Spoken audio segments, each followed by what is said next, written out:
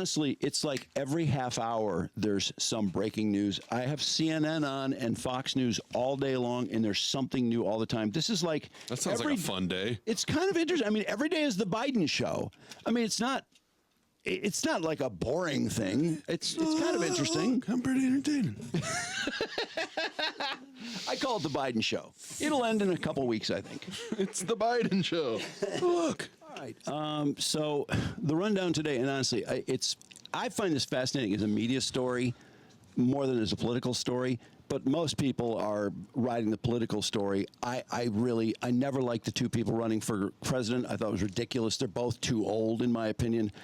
I think Biden feels more than 3 years older than Trump, but 78 is too old. Plus, it's just so much baggage with both of these guys. But anyway, nonetheless, today's news, I'll just start at the beginning. I'll try and rip through this.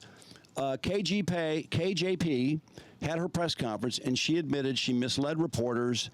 I think she didn't say I misled reporters. She said, "Wow, I thought you were talking about." Bullshit. Yeah, I know. She misled reporters. The headline was the second you say, "I thought you were talking about bullshit." Yeah, the headline was she misled reporters. She said that Biden did see neurologist Dr. Kevin Kennard for an exam Monday. She would not confirm his name or that he had seen Biden, citing security and privacy. Look, I don't know his name either. Did she just come out and say this, or was she asked about it again? They had a big fight about it yesterday, and today she came out and said, clarification, blah, blah, blah. And honestly, I think she's trying to do her job. I just think it's a miserable job right now. Yeah. What are you going to do? And I think she should fucking explain, though, why is a Parkinson's expert coming to the White House 8 times? Are they seeing military active duty people? Is that a real thing? They really come to the White House to see them? They don't go to see them at their office? How many people in that White House have Parkinson's? Well, like I said, I just think she should fucking explain it. Yeah. The policy is if someone has Parkinson's that works at the White House, the Parkinson's doctor comes to the White House, whether it's the president or anyone else. If that's a fact, it's a fact. If it's not, it's not. Parkinson's doctor. Weird thing. It's really weird. And he came 8 times in 8 months that we know of, because the logs are only till March. Now, this morning, this story was trending. I don't know how big a story it is, but a top neurologist says Biden definitely has Parkinson's. He reveals common symptoms that Biden shows. He said, I could have diagnosed him from across the mall, which is what some other people are saying too. Well, when we saw him shuffling, like that's not a telltale Parkinson's sign. Now, I was talking to somebody who works with elderly people today. We were talking about Biden, and he thinks, and something you know very well, that he has Lewy body dementia because of how quick he freezes up. That's what my brother said. Oh, really? He thinks he might have early Lewy body, but he said, I'm not his doctor. Your brother who hasn't treated him?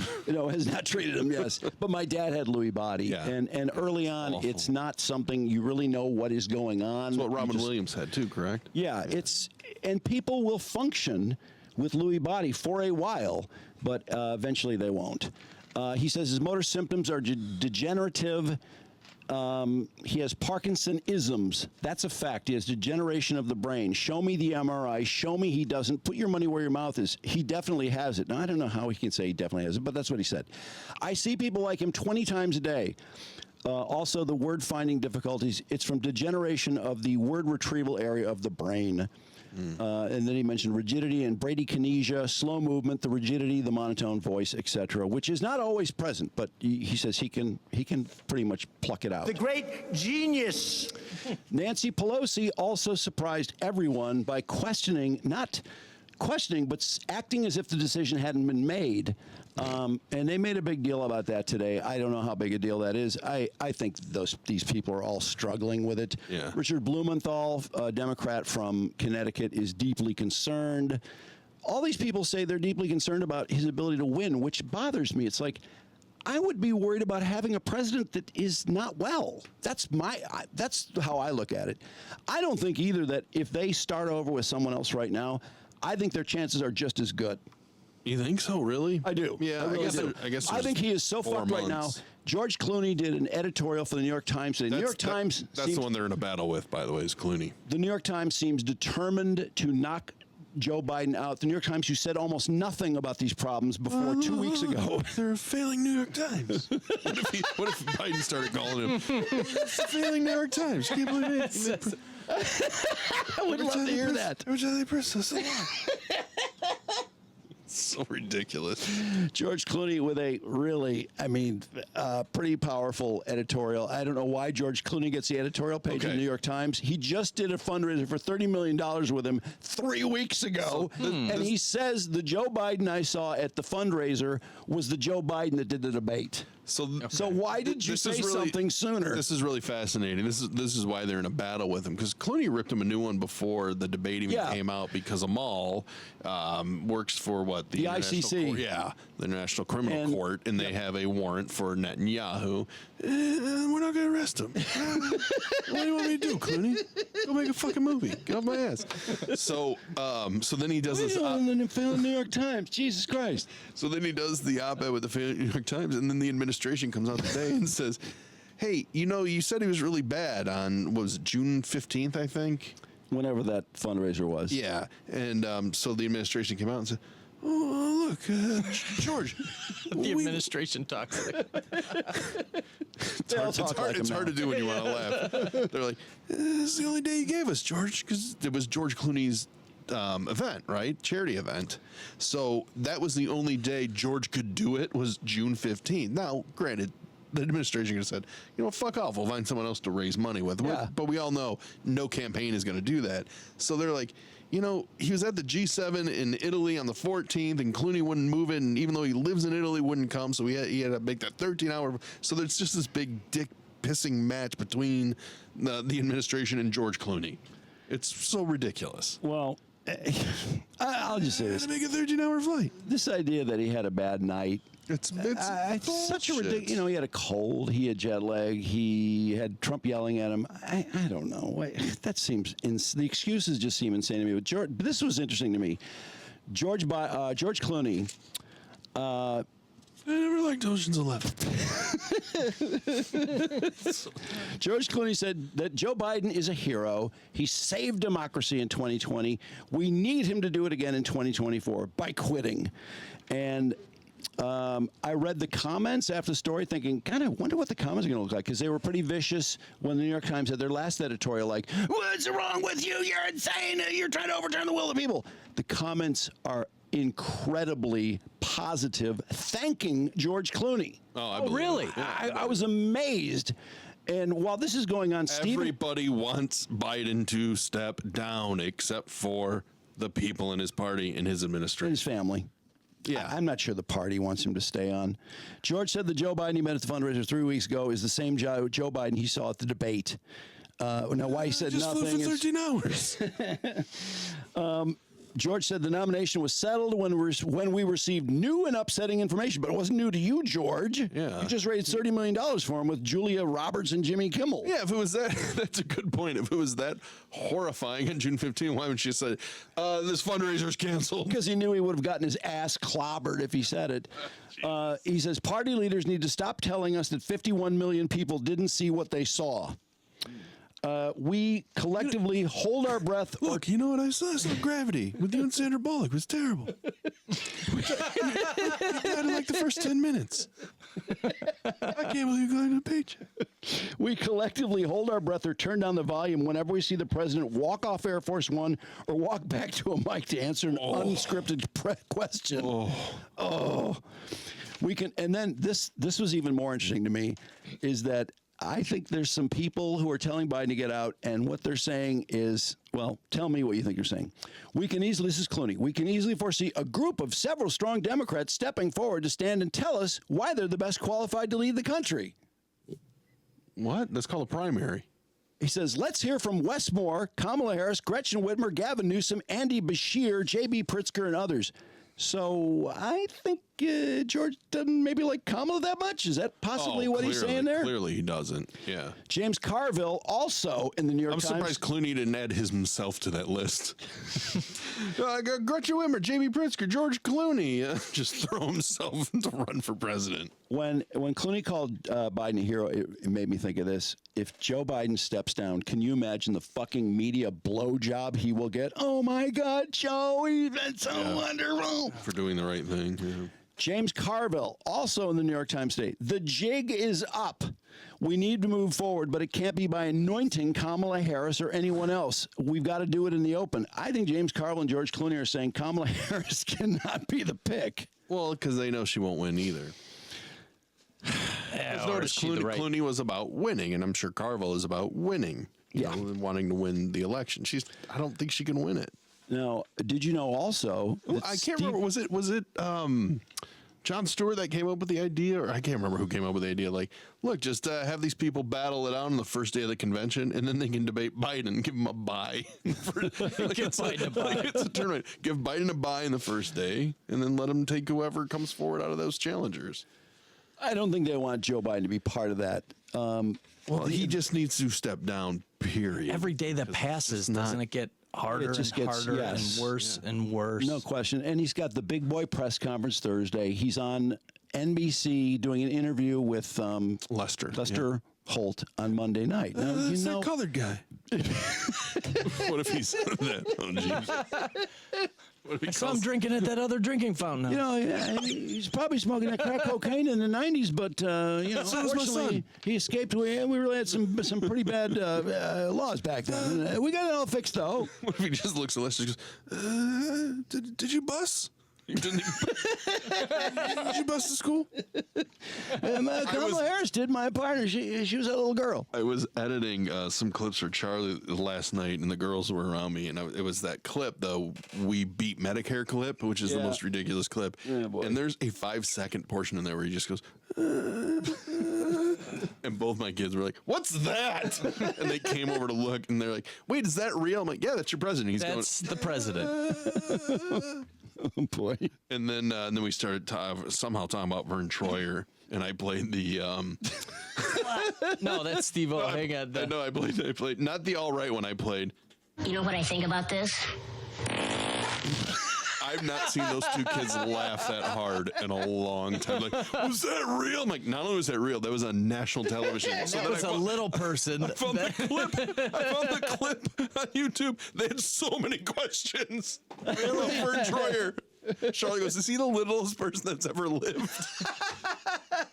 That's a fair question. I said he's got to be close. Sorry, I digress. Okay, when I lost my train of thought. When George Clooney said, let's hear from all these people, and he listed them, then he said, and let's agree that the candidates won't attack each other. And I was like, oh, yeah, George, yeah, right. That's going to happen. Give me a break. No, it'll be a free-for-all. Now, also in the last 24 hours, Stephen Colbert, Jon Stewart, and Michael Douglas have all said, I think this is pretty iffy right now. Colbert, wow, yes. That is shocking. Also, Chuck Todd quoted a cabinet member saying 2 years ago, Joe can't possibly run. He cannot run like this. Huh. And George Stephanopoulos answered. I haven't run in decades. George Stephanopoulos answered a question from a media member and said he can't possibly last 4 more years. And then he walked it back and said, I didn't mean that. It's crazy. People are giving him shit for that. And did you see the other story that ABC's like, you're going to be suspended if you don't come out and apologize because they don't want to appear more biased. What? Because they don't want a journalist. Come on. He's so biased already. He worked for Clinton. Yeah, but now to go the other way, I'm just saying, I kind of understand why he apologized because it's not a good look. It's not a good look. I disagree. Well, I don't think you can possibly be a journalist and look at it differently. How can you not cover this because they strive to be, having the look of not being biased. Well, that's a joke. And We're so far beyond that. By not realizing that he's going to be on camera. Biden, by the way, has a new commercial today, and I thought it was a terrible commercial because it refers to the most lies told in a single debate. He says, did you see Trump last night at the debate? Most lies sold in a single debate. I'm like, why are you bringing up the debate in your commercial? Yeah, not a good idea. Then he says, I know I'm not a young man, but I know how to do this job. You get knocked down, you get back up. And it was, I don't know. I don't know if a commercial can help. Hey, you guys remember that song by Chumbawamba? Get knocked down. I get up again. So bad. There's so much this fucking country so fucked. No, there's so much news today. I can't even possibly get through it all. Honestly, this is so insane. Think about Mitch McConnell and Dianne Feinstein. How the fuck were they in those positions as long as Dianne Feinstein didn't remember voting for things? Yeah. And Mitch McConnell was freezing up for, what, 20 or 30 seconds? It just goes to show that these people aren't really, are they really running the country, or is it just their offices doing everything and lobbyists just doing everything in concert with their offices and with their administrations? I don't know. You know, I think they just want to be elected. They just don't want to give up their space. They like the power, and they don't like giving it up. So their chief of staff is running everything. That's not who the people voted for. Yeah, why don't we? They would say. That's right. Then why don't we elect their chiefs of staff? Yeah. So yeah, it was. I would not call it a good day for Joe Biden. I don't know how he can have a good day at this point. Another bad day. Huh? Except that. I woke up. It's a good day. Except that they weren't focusing on his NATO speech, where he did read an instruction. He started to read it and then he stopped. Yeah. So nobody's really talking about that because there was so much other news. So that was good, I guess, for him. I feel bad for the guy. Don't you feel bad for him? I do to a degree. Yeah. I mean, it really seems like he's just not aware of the situation. The first time I felt bad for him was when he fell on the stage, running off the stage. Remember that? Oh, yeah. Was that was so the bad. Air Force or the Navy or wherever it was? And stumbling up the stairs of Air Force One. Oh, yeah. I mean, that was just... I mean, that's something. Gerald Ford did it. And honestly, they never stopped joking about it. Saturday Night Live went on and on. Chevy Chase. The first open. Did Gerald Ford for a year, and he was always falling down at the end of the bit. It was kind of stupid, to be honest. It wasn't that funny. But, yeah, boy. So... Well, that'll be interesting. Speaking of that, when does SNL come back? How are they going to tackle this whole thing? Oh, they'll ignore it. No, they can't ignore it. They've ignored a lot. A lot of people have ignored a lot of stuff. I really think the part that interests me the most about this is the cover-up. They have done a phenomenal job of keeping people from knowing what shape this guy is in. How did they keep this a secret for 5 years? And Drew, to that point, I think you're going to start seeing more because people think he's going to be on his way out, and they go, okay, now we can finally say something about this. Well, everybody's leaking everything now, too, the cabinet member that said something. But until the debate, he was fine, remember? Well, once again, as we've said, that State of the Union bought him a few months. But that was one speech with a teleprompter, and he was all jacked up. And don't forget don't forget the Lake and Riley thing. I mean, the only unscripted moment he had, he goes, yeah, Lincoln Riley. Just a big Lincoln Riley. No, he said Lincoln Riley. Lincoln, correct. Yeah. I mean, he's been hidden for 5 years. No press conferences except with questions that he knew in advance. Journalists he knew he was going to call on. Teleprompter Joe. Anyone who suggested anything was attacked, especially if they were considered a friendly reporter. I mean, if it was Fox News, they just ignored it, or they said it was when's the next debate? September 10th. Oh, wow. I mean, if he doesn't step down, he can't do that debate, can he? Has to. I don't know. He's got to. And if he doesn't, that's admitting defeat. Like, there's no way he wins if he doesn't do that debate because everyone's going to say, why isn't he doing the debate? What if he comes out and crushes it? Fucking kills it. Joke's on you, motherfuckers. Well, I got to say, people, when they're like that, they have good days and they have bad days. Yeah. It's not impossible. I mean, he might... They just need to move it to, like, 10 a.m. I think the press conference tomorrow will be very hard because he'll be getting hit by questions from different people. He doesn't know what's coming. I would think he would do better with Lester Holt on Monday than he will tomorrow. I said it before, I'll say it again. The interview with George, I think that was more telling than the debate to me. Because that is it's earlier in the day. Not as much pressure. It's friendly. It's one-on-one. But the president should be able to put up with pressure and has to. So. Jim, no, I'm not making. Believe me, I'm not making excuses for him. But then after, as bad as the debate was, to follow it up with that, Yeah, it wasn't good. He was very arrogant too. I'm running the world. It's not my fault. This idea every day. This idea that he's great behind closed doors, and Trump can't put a sentence together. Jill Biden said that before the debate. She was bragging about him. He's going to do so well. Trump can't put a sentence together. And a couple months ago, I forgot who said it. They said, "Oh, behind closed doors, he's great." It's like, what do you mean? Why would he be great only behind closed doors? That's insane. Yeah, because he's relaxed and he has notes in front of him. I really, truly believe at this point that they are mistaken if they believe. First of all, I don't think it should be about if he can win or not. I don't think he can function in 4 years. He's struggling like hell right now. How can he do it in 4 years? But other than that, now that the cat's out of the bag, he can't win. Couldn't someone else do a better job? Someone who has shit tons of energy, who wants to get out there and campaign like a motherfucker? Yeah, but somebody's got to have somebody. Like I just said, it's the administration that's running it, right? I mean, the president for most presidents, they're a figurehead, right? Except for Trump. Not Trump's really. all Trump. I always thought Obama was the president. I thought George Bush was the president. I think he had a lot of help.